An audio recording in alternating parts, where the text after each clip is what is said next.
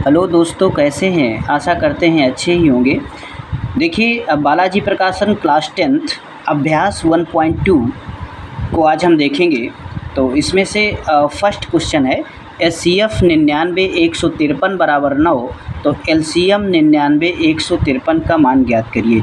मतलब एलसीएम ज्ञात करना है 99 53 का। देखो दिया है एचसीएफ 99 153 का 9 और इसका एलसीएम ज्ञात करना है 199 और 53 का एलसीएम ज्ञात करना है। तो देखिए हम कैसे ज्ञात करेंगे। जैसे हम जानते हैं, यहाँ लिखेंगे हम जानते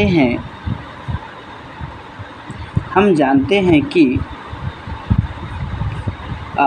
एलसीएम गुणे एचसीएफ बराबर होता है दोनों संख्याओं का गुणनफल। दोनों संख्याओं का गुणनफल। दोनों संख्याओं का गुणनफल। तो देखिए अब इसमें देखेंगे एलसीएम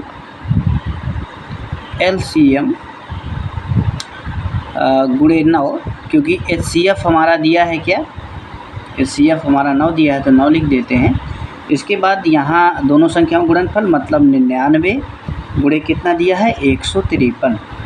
तो अगर मैं एलसीएम लिखूँ, एलसीएम बराबर करें तो 99 गुणे 153 और भैया यहाँ गुणा से भाग में हो जाएगा तो यहाँ हो जाएगा 9।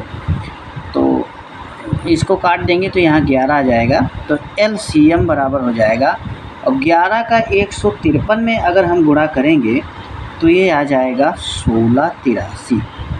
यही आपका आंसर। देखिए इसका दूसरा नंबर क्या कह रहा है, दो संख्याओं का एचसीएफ 16 तथा गुणनफल 30 72 है, उनका एलसीएम ज्ञात करिए। तो देखिए दूसरा नंबर कैसे करेंगे। दूसरा नंबर, जैसे दूसरा नंबर दिया है इसमें लिख देंगे दिया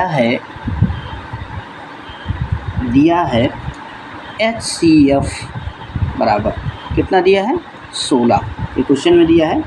तो दोनों संख्याओं का गुणनफल ये भी दिया है, लिख लेते हैं दोनों संख्याओं का गुणनफल। भैया दोनों संख्याओं का गुणनफल इसमें दिया है कितना 30 72, इतना दिया है, ठीक है। अब यहाँ लिखेंगे हम जानते हैं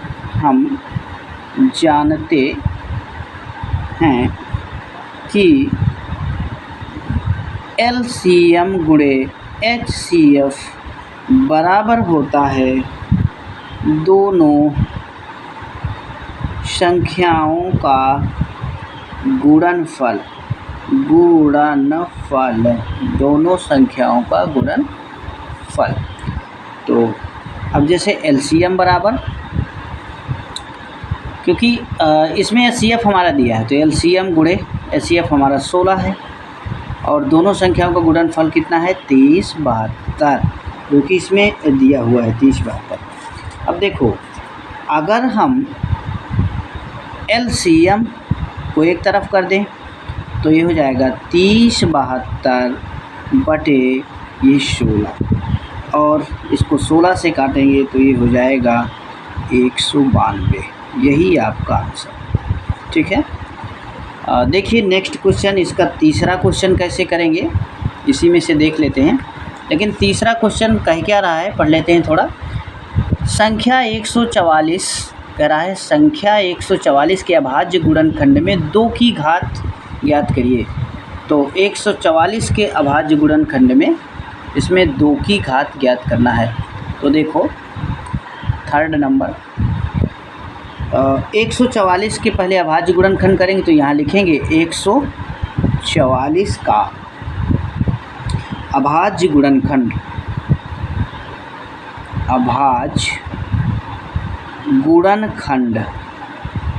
144 के अभाज्य गुणनखंड तो 12 बराई हम 144 होता है, तो 12 यानी 3 4 4 2 हो जाएंगे, 2 गुणे 2 गुणे 2 गुणे 2 और 3 चौक यानी 2 ठे हो जाएंगे, 3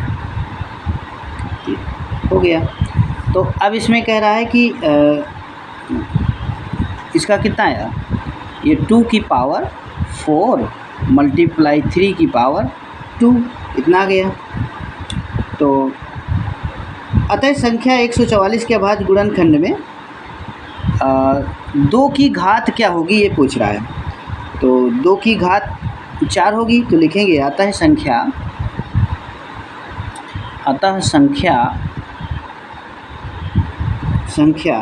144 के अभाज्य गुणन 144 के अभाज्य गुणनफल में 2 की घात, गुणनफल में 2 की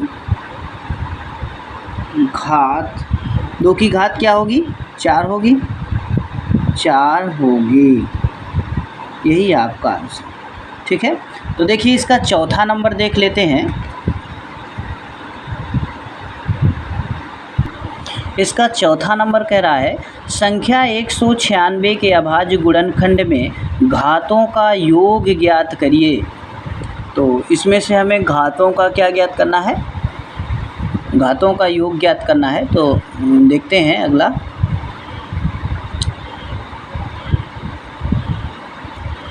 संख्या 196 अभाज्य गुणनखंड में घातों का योग ज्ञात करिए। तो देखते हैं, यानी चौथा नंबर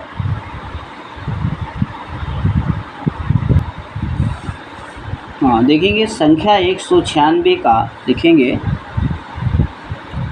संख्या 196 का अभाज्य गुणनखंड, अभाज्य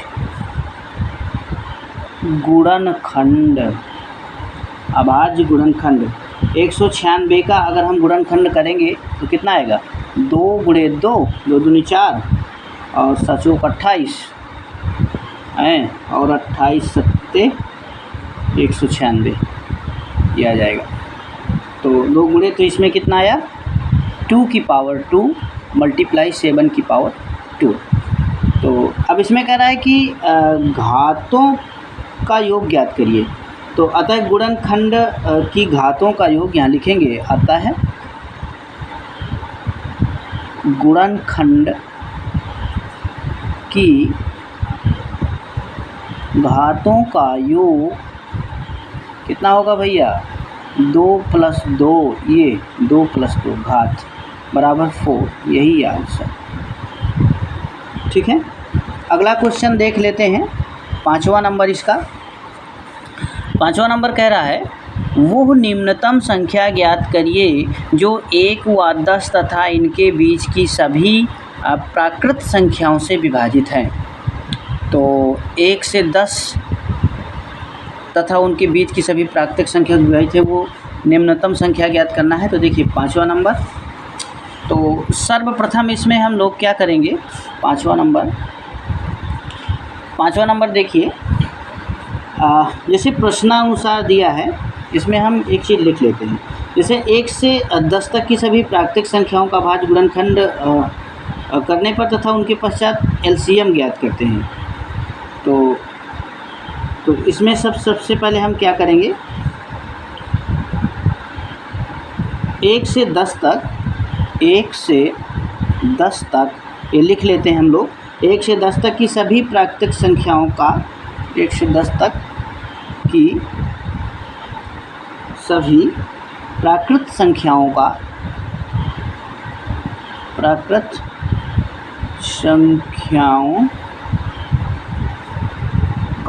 अभाज्य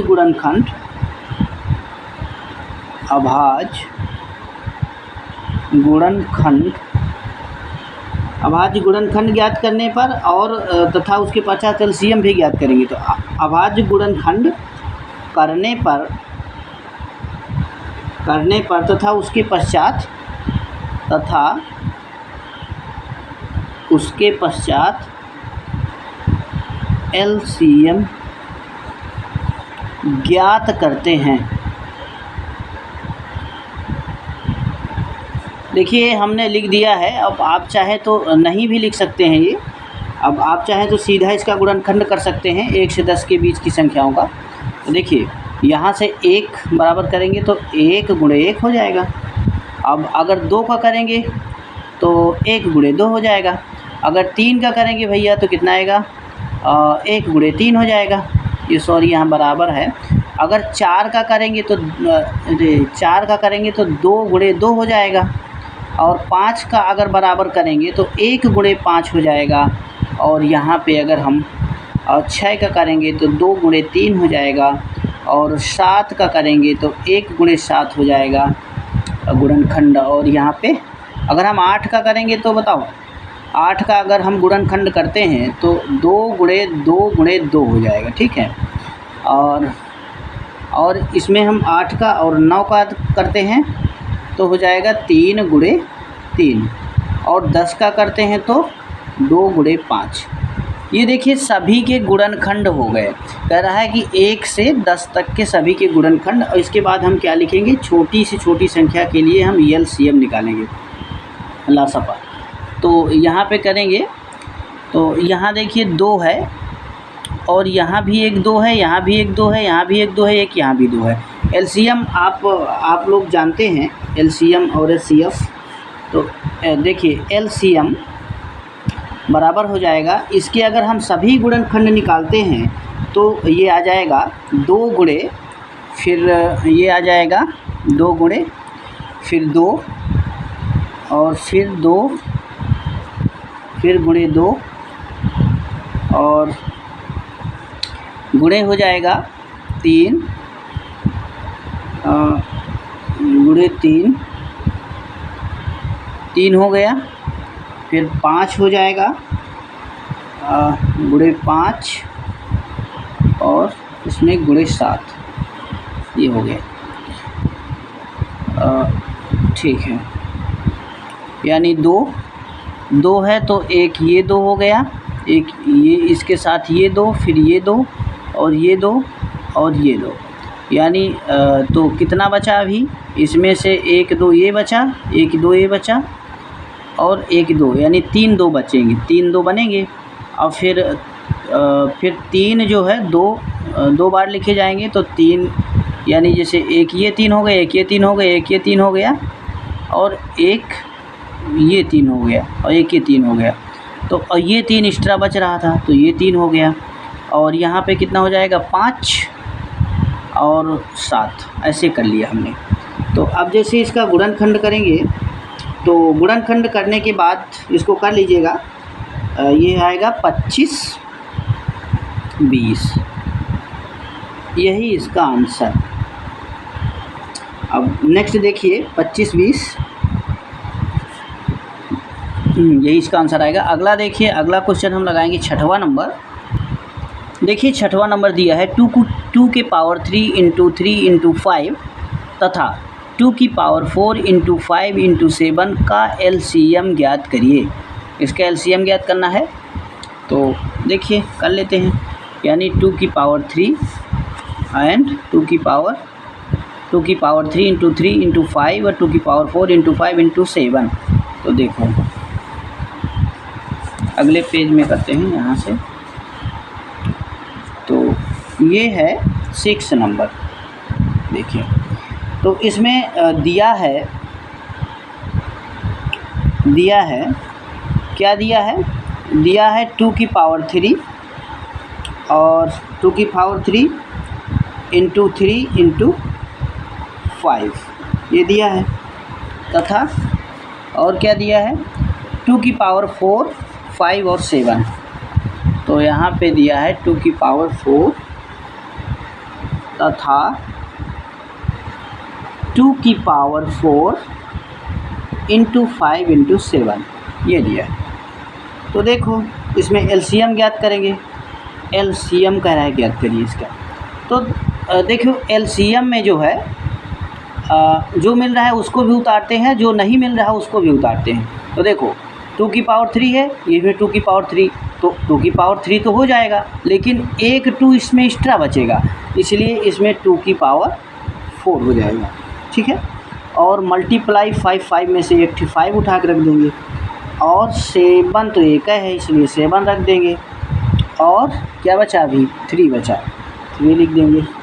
और जब इसका सबका गुणनखंड करेंगे, यानी 2 गुणे 2 गुणे 2 गुणे 2 यानी 4 बार इंटू 5 इंटू 7 इंटू 3, जब इसका मल्टीप्लाई करेंगे तो ये आ जाएगा 1680, और यही आपका आंसर। अब देखिए 7 नंबर क्वेश्चन क्या कह रहा है, दो संख्याओं का HCF 27 तथा LCM 162 है। यदि एक संख्या 54 है तो दूसरी संख्या ज्ञात कीजिए। मतलब HCF 27, LCM 162, और एक संख्या तो बहुत सरल है, दूसरी संख्या क्योंकि हम जानते हैं। देखिए 7वां नंबर 27, 162 और 54। देखिए तो 7 नंबर कैसे लगाएंगे, 7 नंबर, हाँ देखिए इसमें दिया है, लिख लेंगे दिया है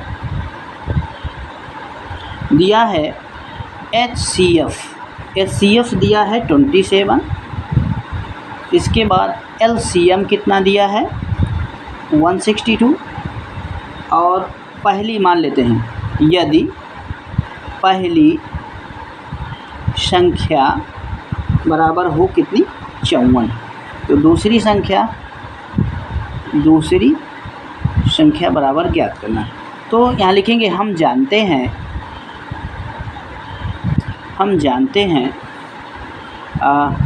HCF इंटू LCM बराबर दोनों संख्याओं का गुणनफल, या फिर लिख सकते हैं पहली संख्या गुणे दूसरी संख्या, पहली संख्या गुणे दूसरी संख्या, ऐसे लिख सकते हैं। तो अब देखिए, तो यहाँ पे दूसरी संख्या यहाँ पे कितना हो जाएगा, तो यहाँ पे क्या दिया है, HCF दिया है, तो HCF लिखेंगे 27, मल्टीप्लाई LCM कितना दिया है 162 दिया है, 162 बराबर पहली संख्या 54 दिया है, और गुणे दूसरी संख्या नहीं दिया, लिख लो दूसरी संख्या, लिख लीजिए दूसरी संख्या। देखो अगर मैं दूसरी संख्या बराबर लिखना चाहूँ, दूसरी संख्या बराबर तो कितना हो जाएगा 27 गुणे 162 बटे कितना हो जाएगा 54। बात समझ में आई? तो इसमें काट दीजिए, 9 तियाँ 27, 9 छक्का 54, और इसको भी काट दीजिए, 6 से काट दीजिए, तो 6 दूनी 12, और अच्छा 7 42। अब 3 गुणे 27 कर देंगे तो कितना आएगा 27 तिरको 81, यही आपका आंसर। ठीक है, अब देखिए इसका 8वां नंबर कैसे हल करेंगे, पहले देख लेते हैं 8वां नंबर में क्या है। इसमें कह रहा है दो संख्याओं का HCF 23 तथा LCM 1449 है। यदि एक संख्या 161 तो दूसरी संख्या ज्ञात करो। ये उसी तरह है 7वें की तरह। तो देखिए 8वां नंबर देखिए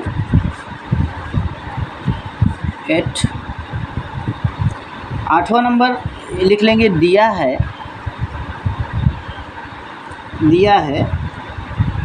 HCF, जो दिया है लिख दीजिए।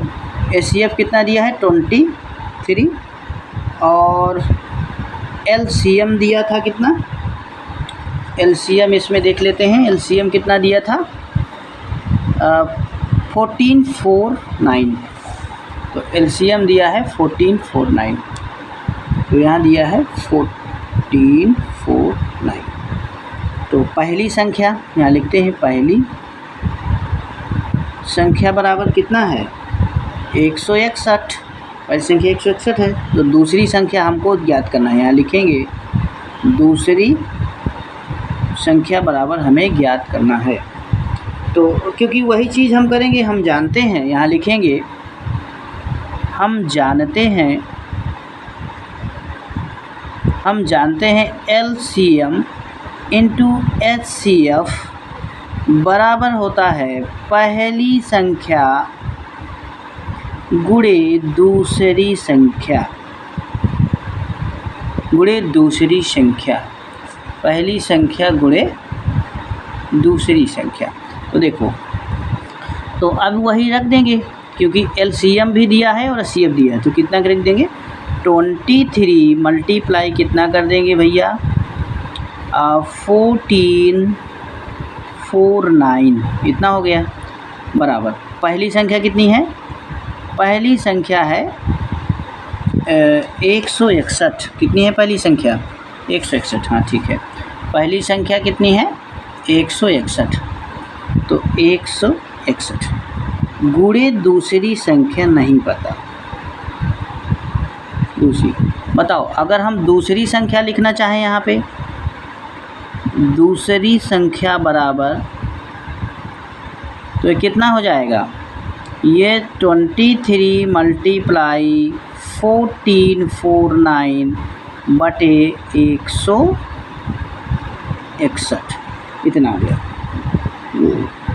अब देखो,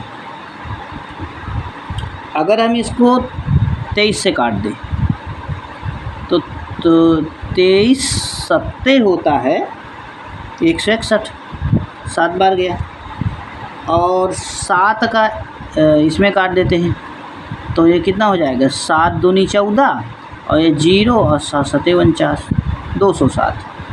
और तो यही दूसरी संख्या 207 आ गई, यही हमारा आंसर। देखिए अगला क्वेश्चन, देखिए 9 नंबर कह रहा है, 9 नंबर क्वेश्चन कह रहा है सिद्ध कीजिए कि √3 एक अपरिमेय संख्या है।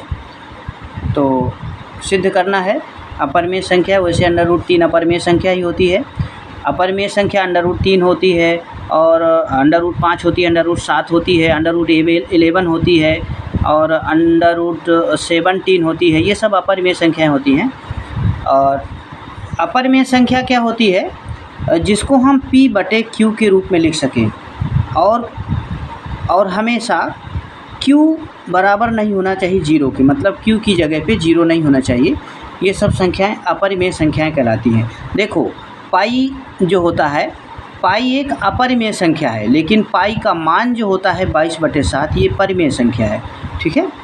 तो अब देखिए इसमें हम देखते हैं, सिद्ध कीजिए √3 एक अपरिमेय संख्या है। इसको कैसे लगाएंगे, हम मान लेते हैं, माना √3 एक अपरिमेय संख्या है, माना √3 एक परिमेय संख्या है, क्योंकि अपरिमेय तो मान लेते हैं परिमेय संख्या, परिमेय संख्या है। तो इसमें से लिखेंगे √3 बराबर P/Q। अब P/Q इसको मान लेते हैं, P/Q क्या है, P और Q एक पूर्णांक है, एक क्या है, पूर्णांक हैं, जिसमें Q बराबर नहीं है 0 के। तो और ये भी लिख सकते हैं क्योंकि P और Q में एक के अतिरिक्त कोई भी उभयनिष्ठ गुणनखंड नहीं है। यहाँ लिखेंगे, लिख सकते हैं P और Q में एक के अतिरिक्त कोई भी उभयनिष्ठ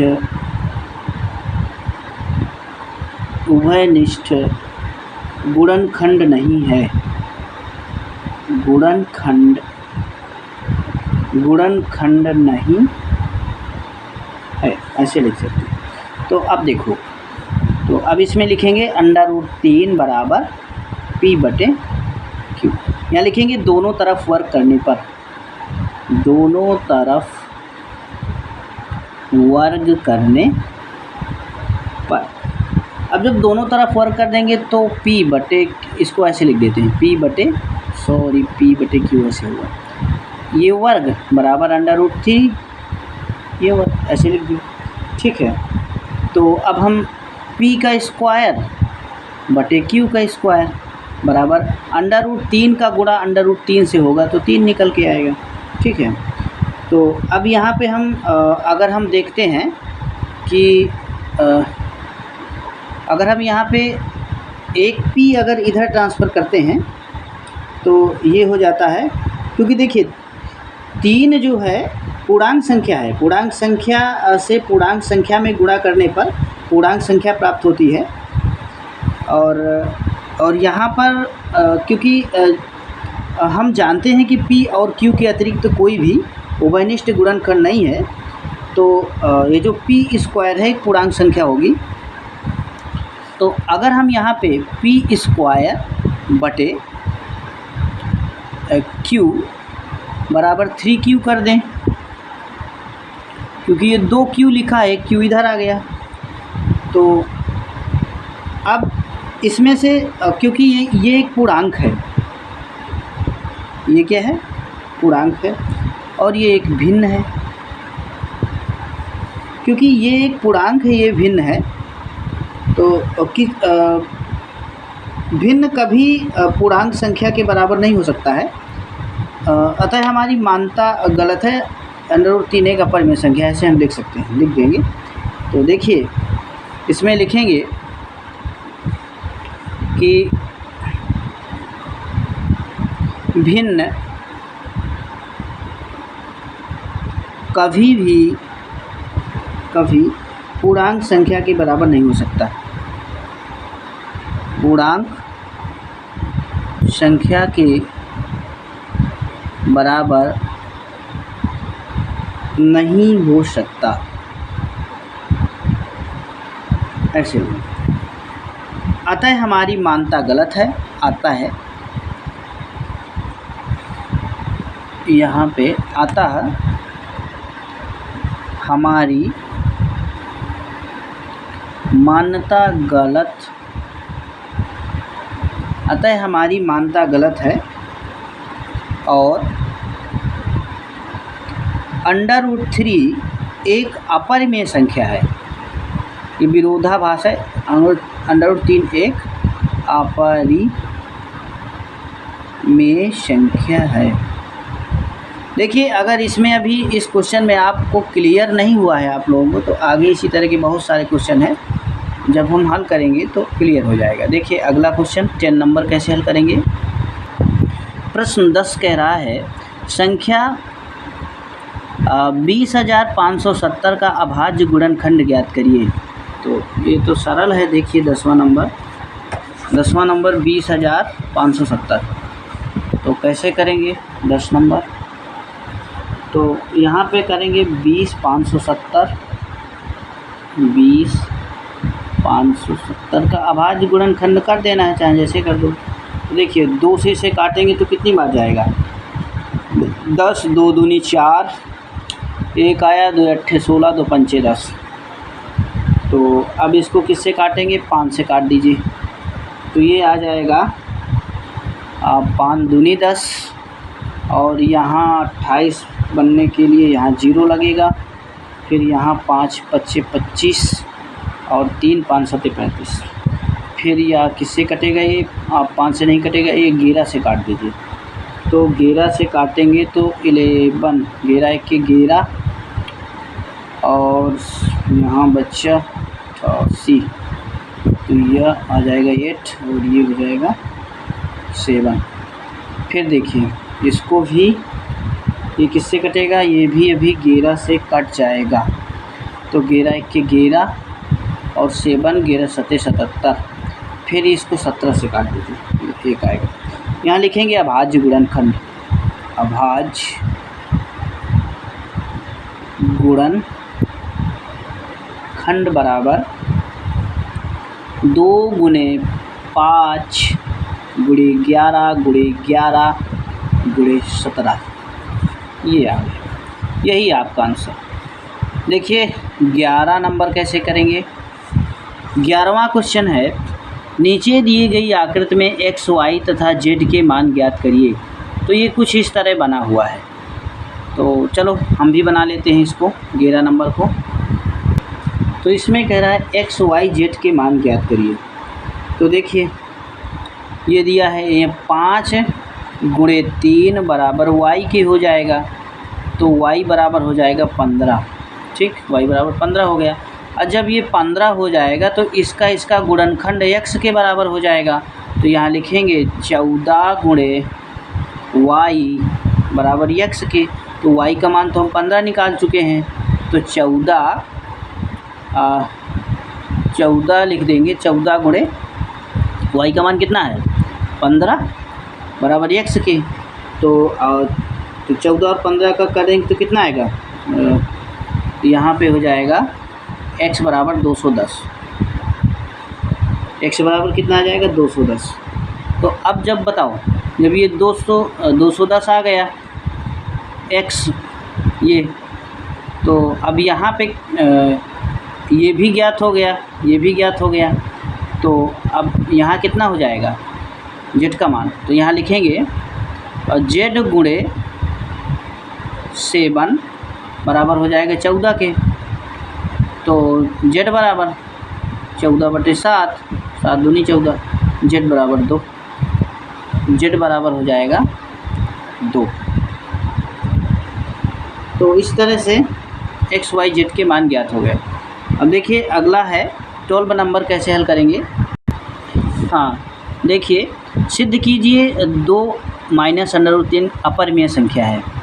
इसको बताना है कि ये अपरिमेय संख्या है। तो देखिए 2 माइनस √3 एक अपरिमेय संख्या है, इसको प्रूफ करिए। तो देख लेते हैं। माना 2 माइनस √3 एक परिमेय संख्या है, एक परिमेय संख्या है, ऐसा मान लेते हैं। तो देखिए, तो 2 माइनस √3 बराबर हम मान लेते हैं p/q के। और यहाँ पे देखिए, चूँकि p और जो q है पूर्णांक है, क्या है पूर्णांक है, और q बराबर नहीं है 0 के। यहाँ पे 0 नहीं है। तो यहाँ लिखेंगे वर्ग करने पर, यानी दोनों तरफ वर्ग करने पर। तो वर्ग करेंगे तो बताइए कितना आएगा, 2 माइनस √3 का जब वर्ग करेंगे बराबर p/q का जब वर्ग करेंगे। तो अब यहाँ पे बन रहा है a माइनस बी का होल स्क्वायर। तो ये हो जाएगा a स्क्वायर मतलब 2 का स्क्वायर प्लस b स्क्वायर मतलब √3 का स्क्वायर, और माइनस 2 गुणे a का मतलब 2 और गुणे b का मतलब √3 बराबर हो जाएगा p स्क्वायर और q स्क्वायर। तो देखिए ये हो जाएगा 4 प्लस ये हो जाएगा √3 से √3 का गुणा होगा तो 3 निकल के आएगा, माइनस 2 दूनी हो जाएगा 4, √3 हो जाएगा बराबर p स्क्वायर बटे q स्क्वायर हो जाएगा। ठीक है, आगे देखिए। अब यहाँ पे 4 3 7 हो जाएगा, माइनस 4 √3 बराबर हो जाएगा p स्क्वायर बटे q स्क्वायर। इतना आ गया। तो अच्छा, यहाँ पे अगर हम माइनस का 4 √3 बराबर लिखें और p स्क्वायर बटे q स्क्वायर, और ये बराबर माइनस का उधर चला जाए 7, और यहाँ 1 लगा के यहाँ क्या ले हम, देखिए अब यहाँ जो है एक यहाँ इसके बटे में 1 लिख सकते हैं, और p स्क्वायर बटे q स्क्वायर एक पूर्णांक है, और -4 एक पूर्णांक संख्या है, किंतु √3 एक पूर्णांक संख्या नहीं है। और सीधा सीधा हम जानते हैं कि ये तो पूर्णांक संख्या है, इसको बटे में लिख सकते हैं, लेकिन ये पूर्णांक संख्या नहीं है। किसी भी परिमेय संख्या और अपरिमेय संख्या का अगर हम गुणा कराते हैं तो हमेशा अपरिमेय संख्या ही आती है। हम जानते हैं किसी भी अपरिमेय और परिमेय संख्या का अगर हम गुणा कराते हैं या जोड़ कराते हैं या फिर भाग कराते हैं तो हमेशा क्या आती है, अपरिमेय संख्या ही आती है। इसलिए यहाँ पर -4 एक पूर्णांक संख्या है। तो हम देखेंगे इतना ही इसका कारण पर्याप्त है। अपरिमेय संख्या बराबर नहीं है परिमेय संख्या के, अतः ये विरोधाभास है, यहाँ लिखेंगे अतः यह विरोधाभास है। स्पष्ट है कि 2 माइनस √3 एक परिमेय संख्या है, अपरिमेय संख्या है। अतः स्पष्ट है कि 2 माइनस √3 एक अपरिमेय संख्या है। ऐसे इसको करेंगे।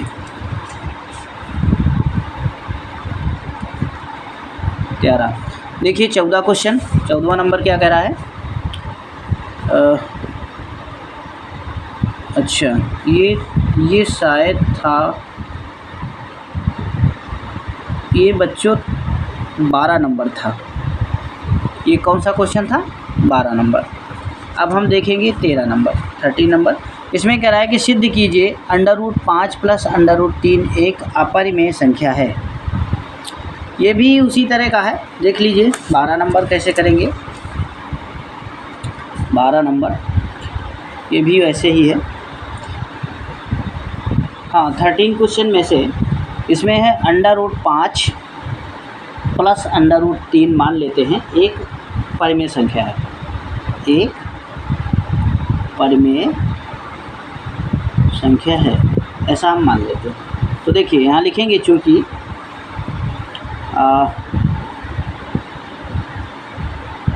√5 प्लस √3 बराबर P/Q के। फिर वही कहानी, यानी P एंड Q एक पूर्णांक है,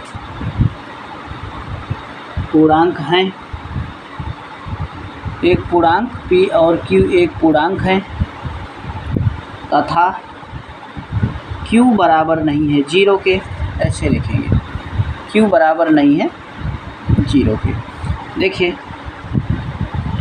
अब हम यहाँ से करेंगे। अब देखो अगर √3 को हम अकेले करें, √3 तो यहाँ कितना हो जाएगा? P/Q हो जाएगा, और ये माइनस का √5 इधर आ जाएगा, ठीक है।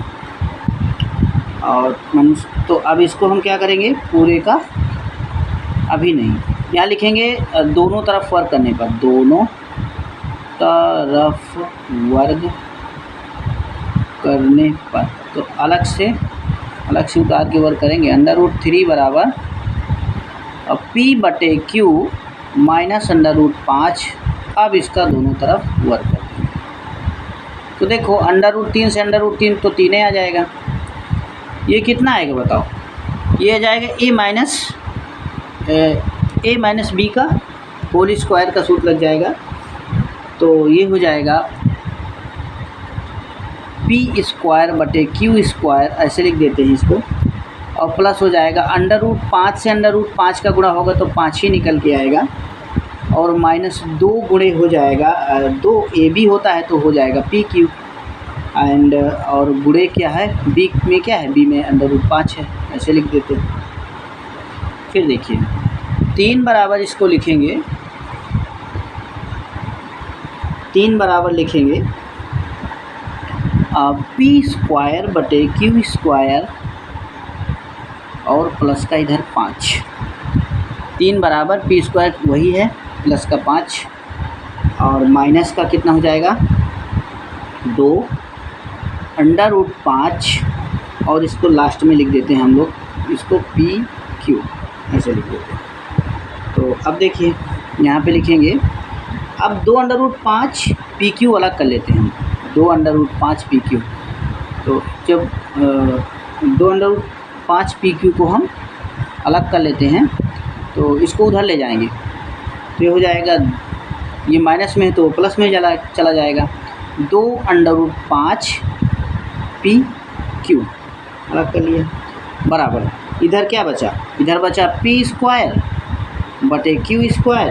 और प्लस का 5, और उधर का ये 3 इधर आ गया, माइनस का 3 ऐसे आ गया। तो अब इसमें क्या करेंगे,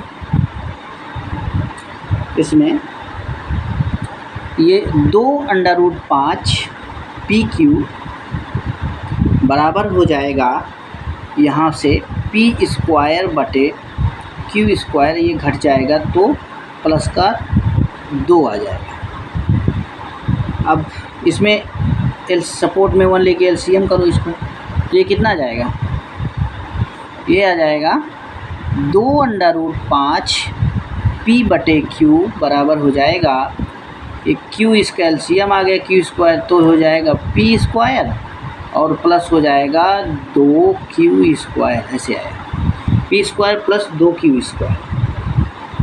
तो अब इसमें अब ध्यान दीजिए, यहाँ पर यहाँ से एक Q² यहाँ से कट गया, यहाँ से एक Q कट गया, यहाँ एक Q बचा रहा, तो क्या हम 2√5 बराबर और यहाँ पे P² प्लस 2Q² बटे, अब यहाँ एक Q तो बचा था, ये वाला P गुणा से यहाँ भाग में आ गया तो हो जाएगा P और ये वाला एक Q, ये हो गया, ऐसे हो गया। आगे देखिए 2PQ। अब देखिए, अब इधर अब इसका इस 2 को भी इधर ले आते हैं, तो इधर √5 बचा बराबर P² प्लस 2Q² बटे 2PQ, ये आ गया 2PQ हो गया। अब देखिए, अब √5 एक परिमेय संख्या है जो कि एक विरोधाभास के कारण ऐसा है, अतः P² 2Q² एंड 2PQ एक परिमेय संख्या के कारण हुआ है। देखिए ऐसा हम लिख सकते हैं, यहाँ लिखेंगे √5 एक परिमेय संख्या है, √5 लेकिन है नहीं, √5 एक, ऐसे करेंगे, ऐसे √5 एक परिमेय संख्या है, परिमेय संख्या है, शॉर्टकट में लिख दे रहे हैं।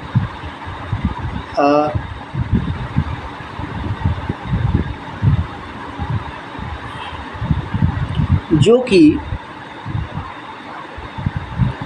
कि एक विरोधाभास, यहाँ लिखेंगे एक जो कि एक विरोधाभास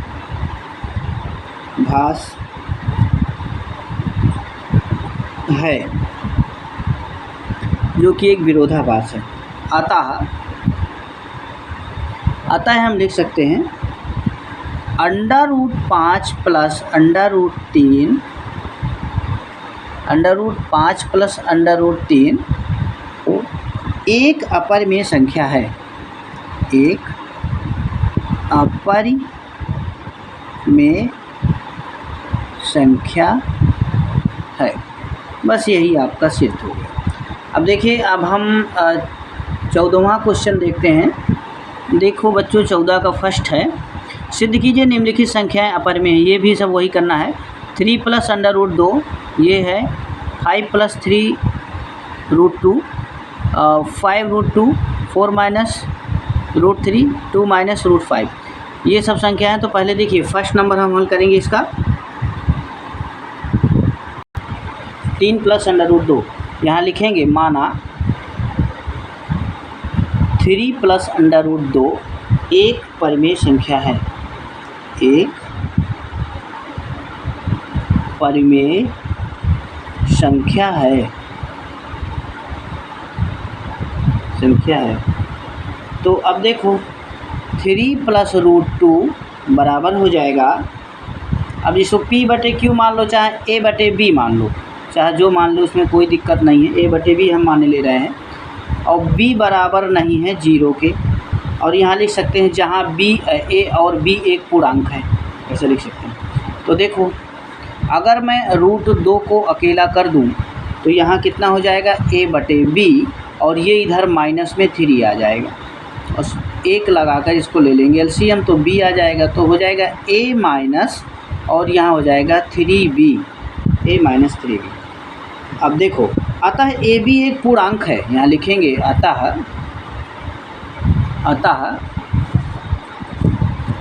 ए बी एक पूर्णांक है,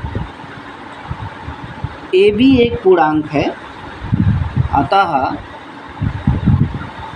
√2 अपरिमेय संख्या है, अपरिमेय संख्या है, अपरिमेय संख्या है, स्पष्ट है, स्पष्ट है 3 प्लस √2 एक अपरिमेय संख्या है, अपरिमेय संख्या है। इतना कारण बहुत है बताने के लिए। ये भी हम लिख सकते हैं कि किसी परिमेय संख्या और अपरिमेय संख्या का योग हमेशा अपरिमेय संख्या होता है। देखिए सेकेंड पार्ट इसका, सेकेंड पार्ट में संख्या है 5 + 3√2, तो यहाँ है 5 + 3√2, 5 + 3√2, तो मान लेते हैं इसी तरह। तो माना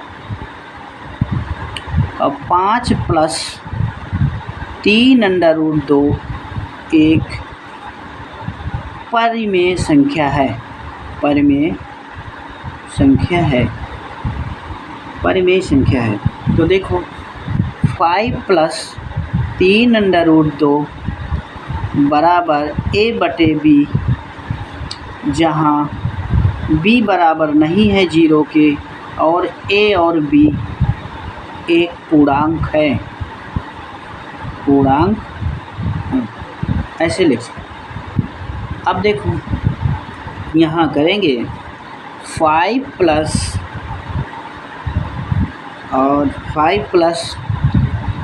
3√2 बराबर a/b, तो वही लिख दिया। आगे देखिए, अगर हम 3√2 अलग करें तो a/b हो जाएगा, इसको उधर माइनस में 5 ये हो जाएगा, ऐसे हो जाएगा। अब जब इसका एलसीएम लेंगे तो कितना आएगा, ये हो जाएगा यहाँ b, और b से b कटा a आ गया माइनस, और ये हो जाएगा 5b। तो आप देखो, अब √2 को अकेला कर दिया हमने, बराबर हो जाएगा a माइनस 5b बटे, यहाँ ये गुणा में था, इधर भाग में आ गया तो 3b बना, इधर कितना आ गया 3b।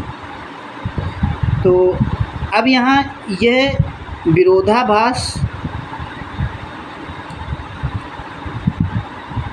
देखो ये क्या है, √2 है जो कि अपरिमेय संख्या, स्पष्ट दिखाई दे रहा है, √2 एक अपरिमेय संख्या है, और a माइनस 5b/3b एक परिमेय संख्या है, क्योंकि हम एक पूर्णांक मान चुके हैं इसको यहाँ पे, तो ये एक परिमेय संख्या है, यह परिमेय संख्या है। तो और ये कह सकते हैं हम कि किसी भी परिमेय संख्या और अपरिमेय संख्या का योग हमेशा अपरिमेय संख्या होता है। तो लिखेंगे यह विरोधाभास हमारी, यह विरोधाभास हमारी, यह विरोधाभास हमारी त्रुटिपूर्ण कल्पना से हुआ है। यहाँ लिखेंगे यह विरोधाभास हमारी त्रुटिपूर्ण कल्पना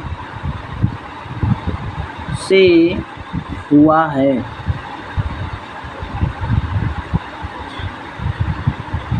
अतः स्पष्ट है, अतः कौन सी संख्या है, 5 + 3√2, 5 + 3√2 एक अपरिमेय संख्या है, एक अपरिमेय संख्या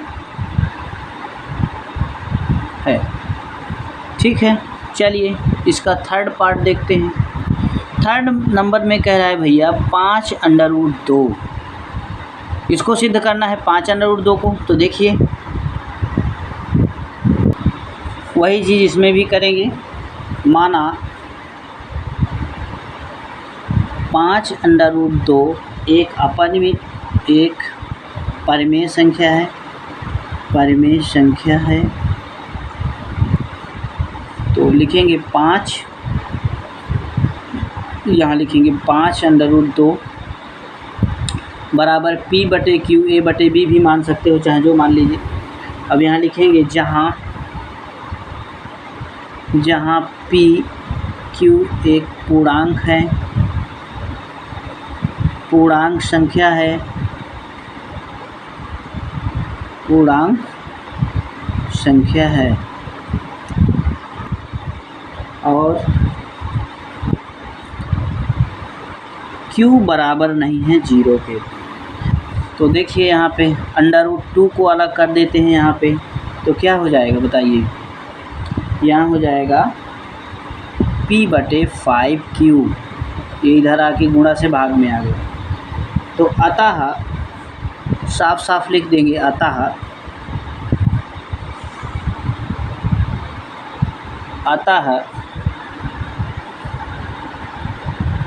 P/5Q एक परिमेय संख्या है, परिमेय संख्या है।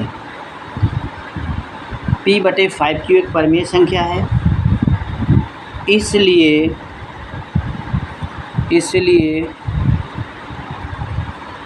√2 भी परिमेय संख्या है, भी परिमेय संख्या है, जो एक विरोधाभास है, जो एक विरोधाभास है, विरोधाभास है, जो एक विरोधाभास है। यहाँ लिखेंगे अतः 5√2 एक अपरिमेय संख्या है, अपरिमेय संख्या है। अब चौथा पार्ट देखो बच्चा लोग, चौथा पार्ट में कह रहा है 4 - √3 को सिद्ध करिए। तो देखिए 4 - √3 को हम यहाँ सिद्ध करेंगे। 4 - √3, तो यहाँ उसी तरह फिर मान लेंगे, माना 4 - √3 एक परिमेय संख्या है, एक परिमेय संख्या है। तो देखो यहाँ लिखेंगे 4 - √3 बराबर वही मान लो P/Q, वही चीज़ लिख देंगे। PQ एक पूर्णांक है,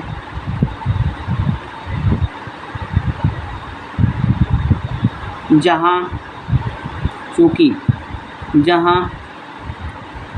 Q बराबर नहीं है 0 के। तो अब यहाँ पे क्या करेंगे बताओ, इसको उधर ले जाओ क्योंकि ये माइनस में है। तो ये 4 ये हो जाएगा माइनस का P/Q, ये उधर चला गया, और ये माइनस का √3 इधर आ गया, तो प्लस का √3 इधर बन गया। तो अब इसमें ले लेंगे 1 लेके LCM ले लेंगे, तो ये हो जाएगा Q, और फिर ये 4Q बना, 4Q, ये 4 है, 4Q माइनस Q से Q कटा तो हो जाएगा एक बार P, तो इतना आ गया बराबर √3। अब यहीं पे हमारा सॉल्व हो गया सवाल। √3 एक परिमेय संख्या है, वही चीज़ लिखेंगे फिर कहानी। √3 एक परिमेय संख्या है, एक परिमेय संख्या है, क्योंकि रीज़न क्या है, क्योंकि 4Q माइनस P/Q एक परिमेय संख्या है, एक परिमेय संख्या है, जो कि एक विरोधाभास है, जो कि एक विरोधाभास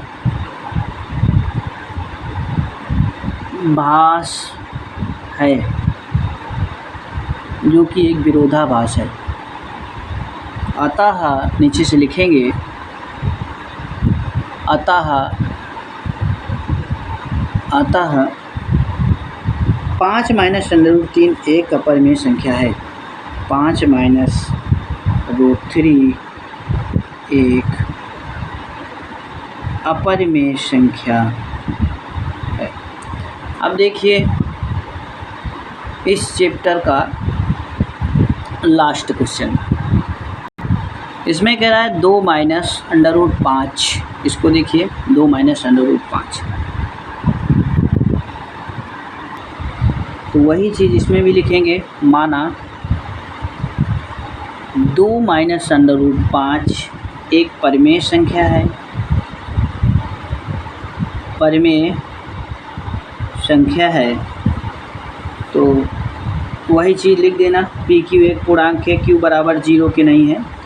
तो अब यहाँ देखिए क्या लिखेंगे, 2 - √5 बराबर हो जाएगा P/Q के, और यहाँ पे हो जाएगा वही चीज़ इसमें भी करेंगे कि 2 और उधर ले जाएंगे तो -P/Q बना, इधर आएगा √5 हो गया। तो यहाँ एक लेके Q LCM लेंगे तो यहाँ हो जाएगा 2Q - Q से Q कटा एक बार तो P हो गया, बराबर √5 आ गया। तो √5 एक परिमेय संख्या, वही लिखेंगे। यहाँ से फिर से भी यहाँ लिखेंगे √5 एक परिमेय संख्या है। √5 एक परिमेय संख्या है क्योंकि यहाँ लिखेंगे 2Q - P/Q एक परिमेय संख्या, एक परिमेय संख्या है, जो कि एक विरोधाभास है, जो कि एक